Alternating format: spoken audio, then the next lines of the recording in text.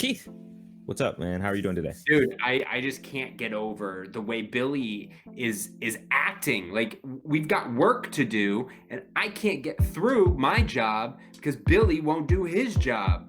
This is What I'm ridiculous. hearing, Billy. you want to complain about Billy. What I want to do is talk about solutions. How can What? No, we're talking about Billy. Like I can't get past this. Like this frustrating me. But if you can't get past it, how are we going to continue working today? I think what you need to do is think about solutions.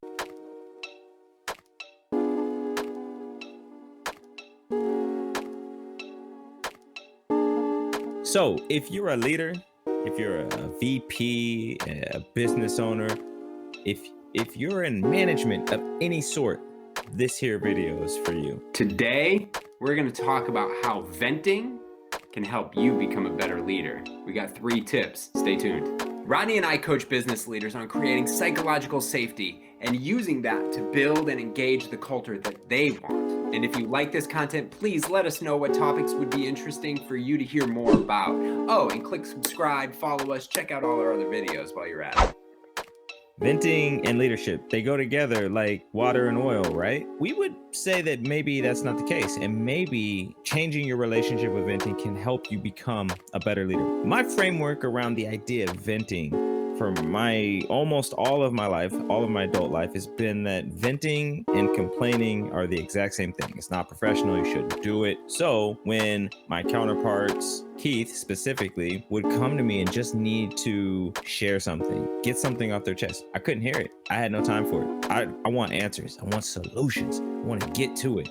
And here's the thing. I, on the other hand, really value the ability and space to vent. But venting, really quick, is important to differentiate between complaining, because venting is to relieve pressure or stress from a system, whether that's your own internal system, a physical system, an external system. And so for me, it's really helpful to get the space to vent about something. Do you vent? If yes, put a Y in the comments below. So I can get it off my chest and I can then move on from it. And when I have a boss or a leader who gives me that space, it greatly benefits our relationship and our ability to move forward.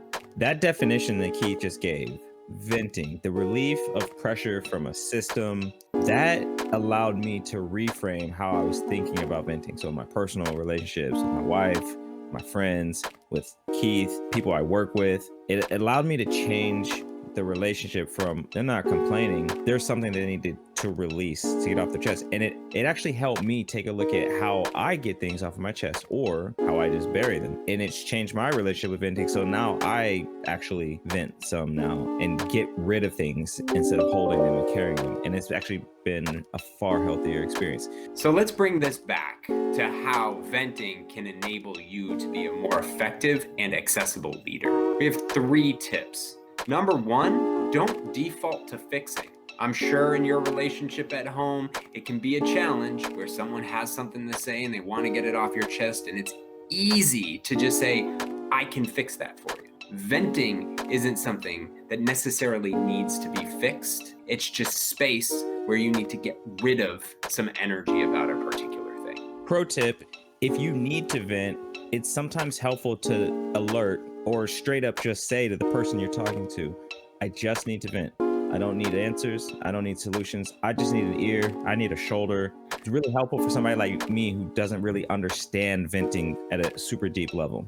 Which then leads to point number 2 for you as a leader, is clarify the expectations that the other person is looking to get out of that conversation. They may want your advice. They may want your help to fix the situation. They may not. But if you clarify that up front, you can then level set where you need to be. Of course, over time, if someone's venting about the same thing over and over and over again, there needs to be some corrective action or things put into place to make that situation better. But that's not what we're talking about here. We're talking about the general act of venting. So clarify those expectations up front. All right, so the next tip, if you're the leader in this situation, the manager, the boss, establish boundaries. To the point that Keith just made, clarifying, set some rules around it. Are you venting? How long are we going to vent? do you need solutions? Do we need to come up with solutions because we have a business problem or we have an issue that we can't get to because you need to vent first? So cool. Let's relieve the pressure. Let's give this 5 minutes. Let's give it 10 minutes. Let's give it a day. It's a big deal. And let's come back to it. Let's establish some boundaries around what we're doing so that we can then get to solutions. Psychological safety allows team members to feel like they're heard, understood, and ultimately valued, giving them space to do their best, bring their best to work. And often venting, that release, is them representing themselves as an individual, and you as a boss, as a leader, give that opportunity to bring that out of somebody, making yourself more accessible, more understood, and ultimately more desirable to work for, which could lead to bigger things for the business. So as a reminder, there are 3 things that we just want to land in this video to help make venting enable you to be a better leader. Number 1, don't default to fixing, coming up with solutions, answers. 2, clarify expectations. You're the leader in the situation. Somebody's coming to you.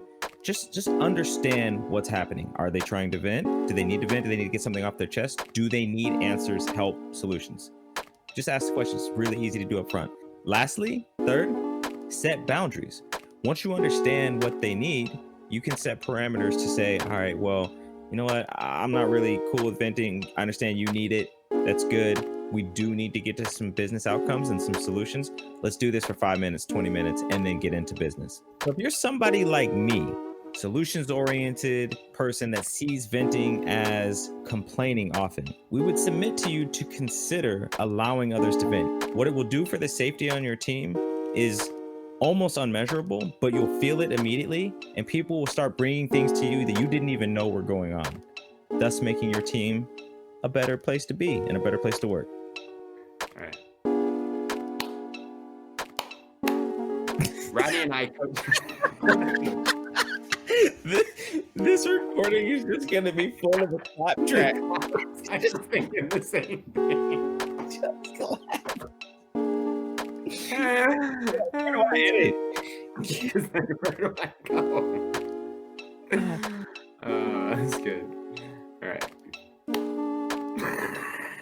No, I can't even go. So the question is, how in the hell do people around people like Kevin Hart and Will Ferrell? I don't understand. I don't know.